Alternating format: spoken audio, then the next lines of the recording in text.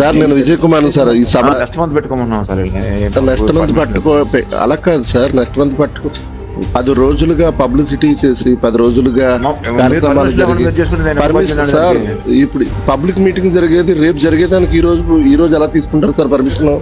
అట్లా ముందు రావాలి కదండి. ముందుగానే వచ్చాం సార్. ముందుగానే వచ్చి ఇస్తానని చెప్పి ఇప్పుడు మీరు ఇప్పుడు నేను పిలిస్తే వచ్చారు వాళ్ళు. అలా కాదు సార్. ముందుగానే ఇచ్చాం సార్. ముందుగానే మాట్లాడాము. మీరు నిన్న లెటర్ ఇస్తానన్నారు. ఈ రోజు కాదంటే ఎలా సార్?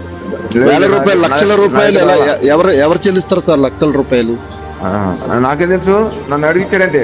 ఒక్క నిమిషం సార్, నా మాట వినండి. నేను ఈ అభ్యంతరం ఏంటో చెప్పండి సార్. మేము మీకేమన్నా వ్యతిరేకంగా వెళితే ఎక్కడ స్పీచ్ వస్తే కమ్యూనల్ వైలెన్స్ వచ్చిందని మాకు మా ఎస్పీ గారు ఏం సార్ అసలు మేమేం మాట్లాడుతామో వినకుండా మీరు అలా మాట్లాడతారా సార్?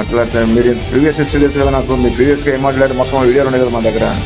ఉంటే సార్ ఇప్పుడు పబ్లిక్ లో ఏం మాట్లాడుతున్నా అదే కావాలి కదా సార్.